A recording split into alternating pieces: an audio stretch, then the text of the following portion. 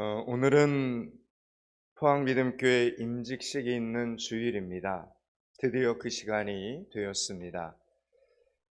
오늘의 임직식은 하루 이틀 사이에 된 일이 아닙니다. 이미 2018년도에 두 분의 장로님들이 임직을 받을 때 목회 계획이 세워졌습니다.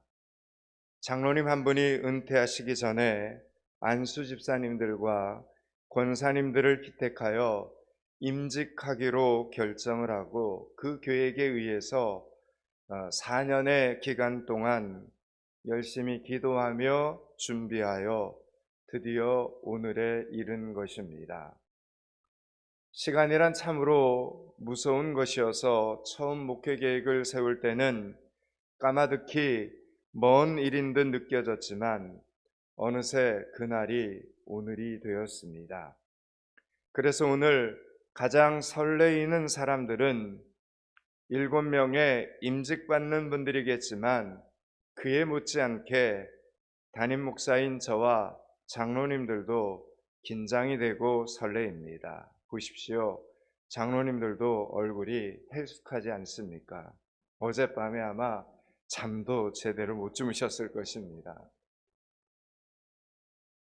오늘 오후 3시 임직식에 포항믿음교회 모든 성도들은 다 나오실 수 있기를 바랍니다. 걱정하지 마시고 온라인으로 예배드리는 성도들도 다 오셔서 임직예배 함께 드리면서 함께 감사하고 함께 기뻐하고 함께 축하하는 놀라운 은혜의 시간이 되실 수 있기를 축원합니다. 오늘 본문의 시간적 배경을 우리는 좀 살펴봐야 되는데, 이 시간적 배경은 사도 바울이 3년간의 에베소 목회를 접고 아시아를 떠나는 날입니다. 에베소에서는 많은 일들이 그동안 있었습니다. 죽음의 위협도 있었지만 그에 못지않게 복음을 받아들이는 사람들도 아주 열정적이었습니다. 두란노 서원에 함께 모여서 밤낮으로 하나님의 말씀을 가르치고 연구하고 묵상하고 배웠습니다. 그렇게 복음의 열매를 보는 기쁨도 컸던 도시가 바로 에베소입니다.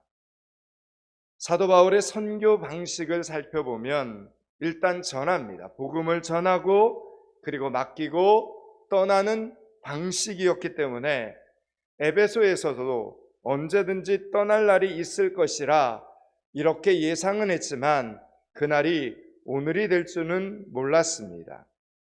사도 바울에게도 시간은 이렇게 어김없이 흘러가 에베소를 떠날 날이 된 것입니다. 사도 바울이나 떠나보내는 에베소의 장로들이나 앞으로 해야 할 주의 사역들을 이렇게 생각해 보니까 저들의 마음이 몹시도 무거워졌습니다. 더군다나 오늘부터 시작되는 사도 바울의 믿음의 행보가 몹시도 험난하다는 것을 알기 때문에 더욱 그러했습니다. 오늘 본문 22절과 23절과 24절을 한번 보겠습니다. 22절서부터 24절을 같이 읽습니다. 보라, 이제 나는 성령에 매여 예루살렘으로 가는데 거기서 무슨 일을 당할는지 알지 못하노라. 오직 성령이 각 성에서 내게 증언하여 결박과 환난이 나를 기다린다 하시나 내가 달려갈 길과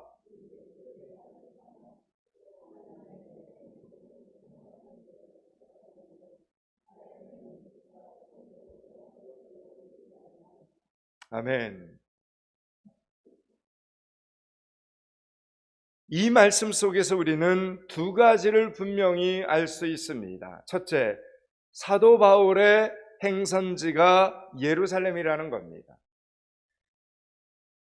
그가 가는 마지막 그의 인생의 종착역은 로마입니다. 그런데 이번 제2차 선교 여행을 2차 전도 여행을 이렇게 마무리하면서 일단 예루살렘으로 돌아가기로 정했다라는 것입니다. 그런데 오늘 말씀을 보니까 예루살렘으로 가는 이 길은 사도 바울 자신이 의도하고 계획한 일이 아니라고 말합니다. 성령 하나님께서 가라 하셔서 가는 길이라는 것입니다. 그래서 오늘 말씀을 보니까 성령에 매여 간다 이렇게 표현을 하는 겁니다. 두 번째, 사도 바울은 예루살렘으로 가는데 그 길은 환난과 결박이 기다리는 길이라는 것을 알고 있었습니다. 그런데 놀라운 건 환난과 핍박과 결박이 있다라는 걸 알면서도 그냥 간다는 겁니다. 알면서도 가는 길이라는 겁니다. 여러분, 참 이상하지 않습니까? 환난과 핍박과 결박이 기다린다는 것을 미리 알았다면 피해야 하는데 안 피합니다. 그래서 여러분, 세상 사람들은 예수 믿는 사람들을 이해하지를 못합니다. 아니, 예수를 믿으면서도 세상 사는 일이 저렇게 힘들면 그만두어야지 왜 계속해서 교회를 다니고 왜 계속해서 예수를 믿느냐 이렇게 말을 합니다. 우리는 늘 여기서 신앙적 오해가 생깁니다. 하나님이 명령하신 길이라 해서, 하나님이 말씀하신 길이라 해서 여러분 비단길만이 깔려 있는 것이 아닙니다. 분명히 하나님이 명령하신 길인데 왜 이렇게 어려움이 있는 것이지? 이게 내가 가야 할 길이 맞는가 아닌가? 이렇게 하나님의 계획에 대해서 잘못된 이해를 갖는 경우가 많습니다. 심지어 신앙생활, 믿음생활 오래 한 사람인데도 직분을 감당하다가 길이 막히고 조금 시험이 찾아오고 고난이 오면 이 길이 아닌가 이렇게 생각을 하며 교회를 떠나갑니다.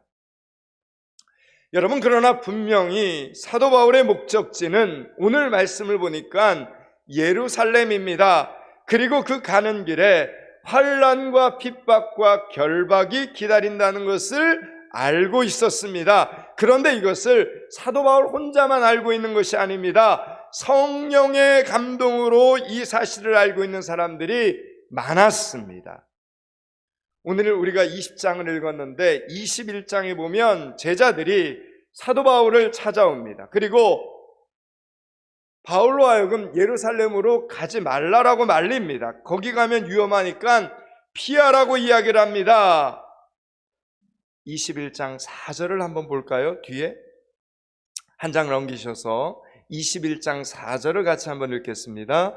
제자들을 찾아 거기서 이레를 머물더니 그 제자들이 성령의 감동으로 바울더러 예루살렘에 들어가지 말라 하더라. 아멘. 여러분, 여기서 제자들 이렇게 말합니다. 이 제자들이란 사도 바울을 통해 복음을 받아들였던 사람들입니다. 그들도 스승인 사도 바울이 예루살렘으로 가면 고난을 당하게 될 것을 성령께서 미리 알게 해주셨습니다. 그래서 그 제자들도 지금 성령의 감동으로, 그러니까 인간적인 어떤 생각으로가 아니라 성령의 감동으로 스승 바울에게 예루살렘으로 가지 마십시오 이렇게 지금 말리는 겁니다. 21장 11절에 보면 빌립 집사의 4명의 딸들도 가지 말라 이렇게 말립니다. 21장 11절과 12절을 한번 보겠습니다. 21장 11절과 12절을 같이 읽습니다. 우리에게 와서 바울의 띠를 가져다가 자기 수족을 잡아매고 말하기를 성령이 말씀하시되 예루살렘에서 유대인들이 이같이 이 띠 입지를 결박하여 이방인의 손에 넘겨주리라 하거늘 우리가 그 말을 듣고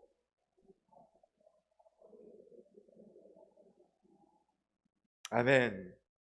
여러분, 초대교회 7 집사 중 한 사람이었던 빌립에게는 4명의 딸이 있었습니다.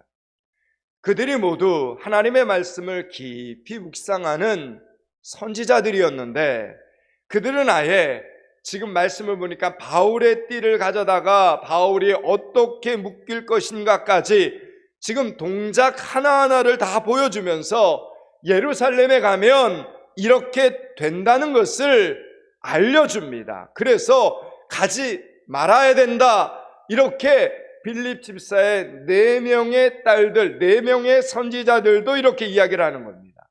지금 만나는 제자들마다 성령에 감동되어서 사도 바울에게 예루살렘으로 올라가면 안 됩니다, 이렇게 막는 겁니다. 그들도 다 말씀을 보니까 인간의 감정이나 인간의 섭섭함이나 인간의 생각이 아니라 성령의 감동에 의해서 미리 알고 말하고 있는 것입니다. 자, 그러면 여러분, 어느 성령님이 맞는 것입니까? 사도 바울의 성령님이 맞는 것입니까? 아니면 이들의 성령님이 맞는 것입니까? 사도 바울도 지금 성령에 매여 예루살렘으로 가야 된다, 이렇게 주장하고 있고, 제자들도 연거푸 2번씩이나 성령의 감동을 받아 거기 가면 결박을 당하니까 가면 안 됩니다, 이렇게 말을 합니다. 어느 쪽 성령님이 도대체 맞는 것입니까? 좀 이상하지 않습니까? 왜 이렇게 성령님의 뜻이 정반대로 나타나느냐라는 것입니다. 여러분은 어떻게 생각하십니까? 제가 정답을 말씀드리면 둘 다 맞습니다. 그런데 왜 이렇게 서로 다른 의견을 갖고 있는 것입니까? 여러분, 이것은 사도 바울에게 앞으로 닥칠 일들을 미리 보여주시고 확인시켜서 사도 바울로 하여금 단단히 잘 준비시켜 예루살렘으로 보내려 하시는 하나님의 계획이었던 것입니다. 이제 오늘 본문으로 돌아가서 오늘 본문 20장, 사도행전 20장 마지막 절 38절을 한번 보시기 바랍니다. 20장 38절입니다. 다시 그 얼굴을 보지 못하리라 한 말로 말미암아 더욱 근심하고. 아멘, 아멘. 여기 보면 끝부분에 전송이라는 단어가 등장하죠. 여기서 이 전송한다는 이 말은 헬라어를 찾아보니까 프로펜포라는 말인데, 이 프로라는 말과 펜포라는 말이 합쳐진 것입니다. 이 말 뜻은 앞서 잘 준비해서 보낸다, 이런 뜻입니다. 앞서 잘 준비해서 보낸다. 지금 가면 무슨 일이 있을까를 미리 알기 때문에 그에 맞게 잘 준비해서 보내줄 수 있어야 된다라는 이 말입니다. 그리고 그들은 그렇게 했다라는 이야기입니다. 여러분, 성령께서는 왜 사도 바울과 제자들에게 예루살렘에 가서 받을 고난을 미리 지금 알게 해주신 것입니까? 여러분, 그것은 갈 사람도 준비해야 되고 보낼 사람도 준비하게 하시려는 하나님의 뜻이 거기에 담겨져 있었던 것입니다. 이 길이 고난의 길이기 때문에 제자들은 당연히 스승에게 그 길 말고 다른 길로 가야 된다, 이렇게 만류하는 것이고, 만류했지만 바울의 입장에서는 가는 것이 사명이다 라고 하니 각오하고 보내드리는 겁니다. 그러면 보내는 제자들은 뭘 각오하면서 보내겠습니까? 또 붙잡힐 줄 알고 가는 사도 바울은 뭘 각오하면서 가겠냐라는 이야기입니다. 붙잡힐 줄 알고 가는 사도 바울은 눈물 흘릴 각오를 하고 가는 것입니다. 죽을 각오를 하고 가는 것입니다. 무엇 때문에요? 복음을 위해서, 성령을 소멸치 않기 위해서 성령의 인도하심을 받아 그 길이 고난의 길, 어쩌면 그의 목숨을 잃어버릴 수 있는 길이었지만 그럼에도 불구하고 성령께서 말씀하셨기에, 성령의 말씀을 소멸할 수 없었기에 죽을 각오를 하고 가는 것입니다. 여러분, 어떻게 생각하십니까? 앞으로 이 길에 어떤 일이 벌어질 것인가를 알고 가는 것하고 전혀 모르고 가는 것하고 여러분, 어느 쪽이 가기가 쉽겠냐라는 이야기입니다. 알고 가는 그 길이, 여러분, 그 길이 비단길이요 꽃길이라면 알고 가는 길이 쉽겠지만 환난과 고난이 어쩌면 죽음이 기다리고 있다는 것을 뻔히 내다보고 가는 그 길, 여러분 어렵겠습니까? 어렵겠습니까? 어렵습니다. 어렵습니다. 그래서 사도 바울은 지금 죽을 각오도 되어 있다, 이렇게 그의 신앙을 고백하면서 눈물 흘릴 각오로 가고 있는 것입니다. 그러면 보내는 제자들 입장에서는 뭘 각오하고 스승을 보내겠습니까? 죽기 살기로 기도해 줄 각오를 하고 바울을 보내는 것입니다. 제가 지난 주간에 결석자 가정들을 신방을 좀 몇 가정 했습니다. 집사님 한 분의 얼굴이 헬쑥한 것이 정말 힘들어 보였습니다. 코로나로 인하여 장사가 안 되고 자식들은 가르쳐야 하고, 그래서 주말에도 또 다른 일을 하느라 예배를 드리러 올 수가 없었던 것입니다. 주중에도 주말에도 하루도 쉬지 못하고 일하려니 얼마나 힘들겠습니까? 그 집사님이, 목사님, 먹고 살려면 어쩔 수 없습니다 라고 하시는데 그 말이 그렇게도 가슴 아프게 공감이 되었습니다. 가장으로 식구들을 먹여 살려야 하는데 점점 돈이 떨어질 때 그 심정 여러분들도 아시지 않습니까? 들어오자마자 기도를 시작했습니다. 하나님, 우리 집사님 한 집안의 가장입니다. 아이들도 가르쳐야 하고 학원도 보내야 하는데 하나님, 불쌍히 여겨 주시옵소서, 먹고 살게 해 주시옵소서. 그 집사님이 주일 예배를 드릴 수 있을 때까지 저도 죽기 살기로 기도할 작정을 했습니다. 상황이 얼마나 심각한지 알면 기도도 세집니다. 지금 제자들이 아무리 만류해도 사도 바울은 예루살렘으로 기어이 갈 것인데 성령께서는 왜 제자들에게 그 길을 보여주시는 것입니까? 만류하면, 붙잡으면 안 보낼 수 있으니까 붙잡으라고 제자들에게 보여주신 것 아닙니다. 비록 그 길이 고난의 길이지만 반드시 가야 되는 길이니까 대신 가는 심정으로, 너희들이 스승과 함께 가는 심정으로 전심전력으로 기도의 동력을 감당하라, 이걸 제자들에게 보여주시는 장면이라는 겁니다. 전송하다, 이 말, 프로펜포라는 말은 배 태워 보내주면 끝이다, 해줄 것 다 해주었다, 이런 말이 아닙니다. 배 타고 가는 모든 순간들을 제자들이 뒤에서 중보기도 한다는 의미입니다. 사도 바울의 긴장된 마음과 사도 바울의 건강과 사도 바울의 아픔과 사도 바울의 무거운 짐을 배 타고 도착하는 예루살렘의 모든 일정과 사역들을 잘 준비해 준다는 의미가 담겨져 있습니다.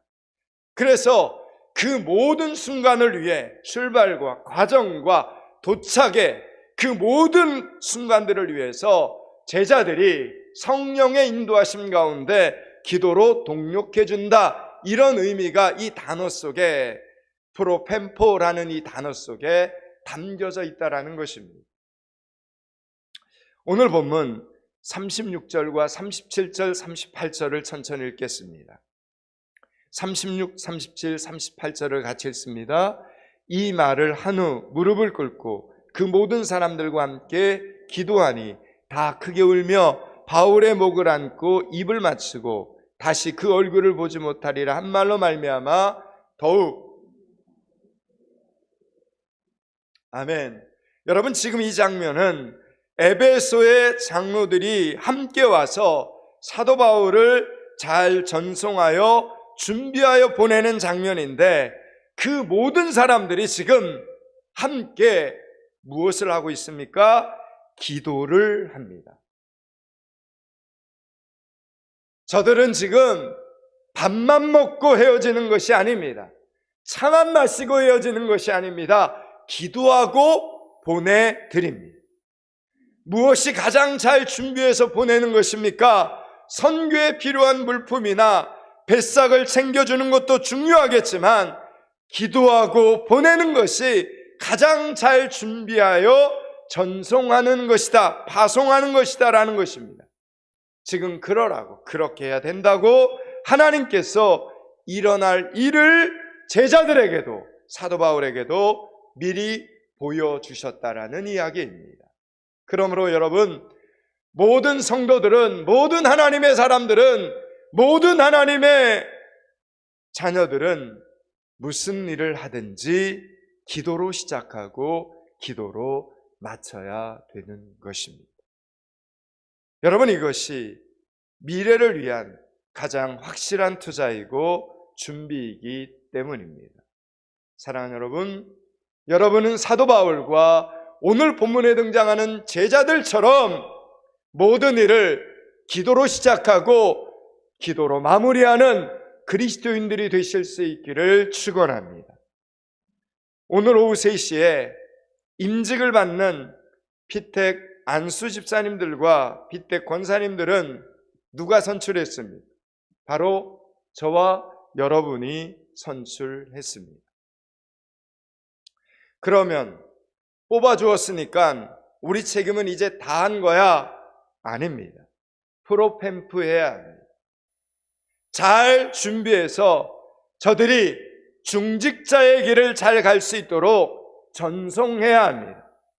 동력해야 하는 것입니다. 그러라고, 그렇게 해야 한다고 하나님께서 저와 여러분에게 그날 투표권을 우리에게 주셨던 것입니다. 여러분, 중직자가 되는 길은 영광의 길이 아닙니다. 고난의 길입니다. 먼저 임직을 받으신 분들에게 한번 물어보십시오. 중직자가 되면 모든 예배에 빠지지도 못하고 모든 교회 사역에 앞장을 서야 됩니다. 모든 성도들의 어려움을 들어주어야 하고 항상 웃는 얼굴이어야 합니다. 그러면서도 그저 이름도 없이 빛도 없이 해야지, 안 그러면 당장 교만 안에 소리 듣는 자리가 바로 중직자의 자리입니다. 그렇다고 고생스럽다고 임직 안 받겠다 할 수 있는 것도 아닙니다. 성령에 매여 오늘 말씀처럼 반드시 받아야 합니다. 말린다고 말려지는 것이 아닙니다. 사람이 하는 일이 아니기 때문입니다. 그러므로 고생스러울 줄 미리 알게 하신 성령님의 뜻이 무엇이겠습니까? 여러분, 그것은 바로 기도로 함께 도우라는 뜻입니다. 무엇보다도 기도로 잘 준비시켜서 세우라는 뜻입니다. 여러분, 사도 바울의 선교 사역은 가는 곳마다 쉽지 않았습니다. 어려웠습니다. 그러나 그는 성경을 보면 잘 감당했습니다. 혼자서 한 일입니까? 성경을 보면 아닙니다. 그는 선교 사역의 모든 여정을 혼자 가지 않았습니다. 동력자들과 함께 갔습니다. 어떤 동력자들요? 기도하는 동력자들과 그는 항상 함께 갔습니다. 몸이 같이 가지 못하면 그를 보내는 순간부터 기도로 함께 갔습니다. 그래서 두려운 순간에도, 아픈 순간에도, 흔들리는 순간에도, 아슬아슬한 순간에도 고비고비를 잘 넘기면서 마지막 사명을 완수할 수 있었던 것입니다. 오늘 포항믿음교회의 온 성도들은 임직자들과 함께 성령에 매여 사명자의 길을 떠난다는 이 사실을 꼭 기억하셔야 됩니다. 우리는 왜 울면서도 사명의 길을, 사명자의 길을 가야 되는 것입니까? 그냥 안 가기로 하면 울 일도 없습니다. 가기는 싫은데 게다가 그 앞길에 어떤 일이 벌어질지 뻔히 보이는데 포기할 수 없고 가야만 되는 길이라면 눈물이 나는 것입니다. 그런데 여러분, 이 눈물은 약한 눈물이 아니라 강한 눈물입니다. 하나님의 사람들이 이 인생길을 걸어가는데 눈물이 없을 수가 없습니다. 그래서 여러분, 우리 예수님도 눈물을 흘리셨습니다. 예수님도 십자가를 지기로 작정하셨을 때 우셨습니다. 눈물을 흘리셨습니다. 통곡을 하셨다라고 기록되어 있습니다.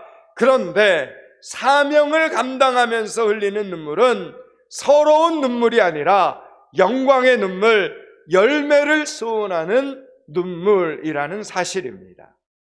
감사하게도 다음 주일은 교회 절기상 맥주 감사 주일입니다. 이번 주일에 교회가 임직식을 하고 다음 주일에 맥주 감사 주일을 맞이하는 것은 정말 오묘한 하나님의 계획하심입니다. 맥주절은 보리를 베는 절기입니다. 수확하는 때입니다. 6월절이 지나고 50일째 되는 날이 바로 맥주절입니다. 그래서 77절, 오순절이라고도 말합니다. 그런데 이날을 맞이하는 이스라엘 백성들의 마음은 전전긍긍이었습니다. 어떻게 해야 될지를 몰랐습니다. 왜냐하면 이스라엘 백성들이 가나안 땅에 들어와 살면서부터는 유목민의 생활이 아니라 농사를 짓는 생활을 해야 했습니다. 이 맥주절에 생산되는 농작물이 두 가지인데 하나는 올리브, 포도와 같은 과실들이었고 또 하나는 보리와 같은 곡물들이었습니다. 그런데 6월절이 지나고 나면 이스라엘에는 지중해의 영향을 받아서 바람이 불기 시작을 합니다. 때로는 북서풍이 불고 때로는 남동풍이 불어왔습니다. 그런데 올리브와 포도와 같은 과일 나물들은 남동풍이 불어와야지만 과일 농사가 잘 되었습니다. 만약 북서풍이 불면 과일들이 다 떨어져 버립니다. 반대로 보리와 밀 같은 곡식들은 북서풍이 불어야지만 농사가 잘 됩니다. 자, 그러면 이 바람을 농부의 마음대로 농사 짓는 사람 입맛에 맞춰서 여러분 제대로 불게 할 수 있겠습니까? 없겠습니까? 당연히 그럴 수 없습니다. 그래서 6월절을 보내고 난 이스라엘 백성들은 먹고 살기 위해서, 왜냐하면 그것이 목숨과 생명과 연관이 있기 때문에, 가족들의 생명과 연관이 있기 때문에, 농사가 잘 지어져야만 하기 때문에 이스라엘 백성들은 먹고 살기 위해서 하나님 앞으로 나올 수밖에 없었고 하나님 앞에 나와서 간절히 기도할 수밖에 없었다라는 이야기입니다. 두 가지의 농사를 위해서 가장 이상적인 일기는 6월절이 지나고 일주일 동안은 북서풍이 좀 불어주고 나머지 43일 동안 남동풍이 불어주는 것입니다. 그러면 과일 농사 짓는 사람도 보리 농사 짓는 사람도 함께 먹고 살 수 있도록 풍년이 되는 것입니다. 그런데 이것을 여러분 사람이 인위적으로 할 수 있습니까? 절대 못합니다. 그래서 이스라엘 백성들은 전전긍긍하면서 하나님 앞에 나와 기도할 수밖에 없었던 것입니다.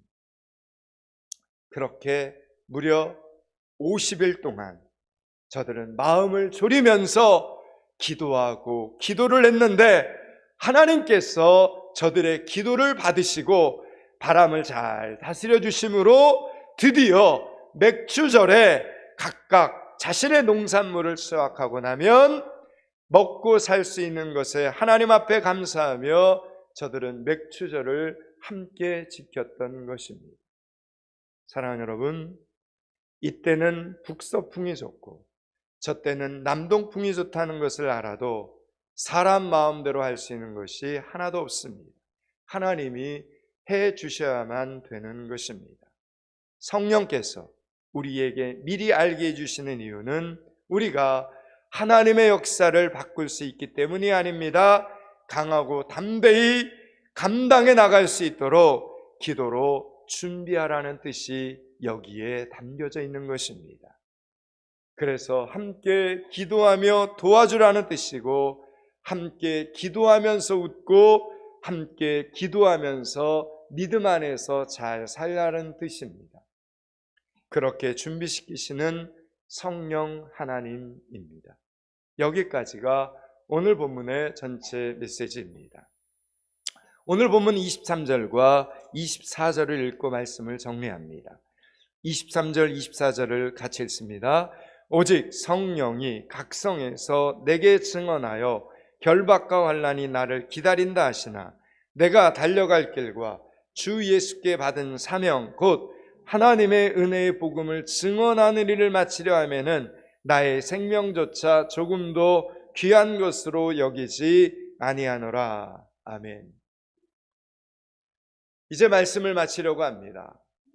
사랑하는 여러분, 준비시키시는 성령님의 음성을 들으실 수 있기를 축원합니다.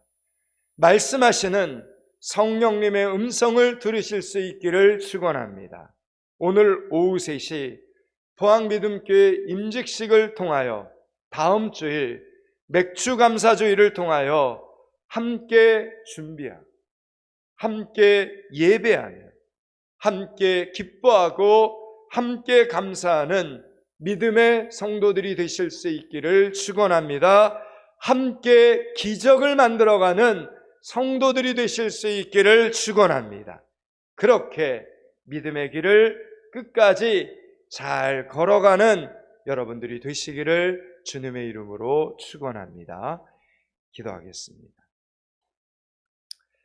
하나님, 프로펜포하는 교회와 성도들이 되게 하여 주시옵소서. 기도로 잘 준비하고 기도로 잘 도와주며 기도로 섬겨주며 기도로 하나님의 일꾼을 세워가는 교회와 성도들이 되게 하여 주시옵소서.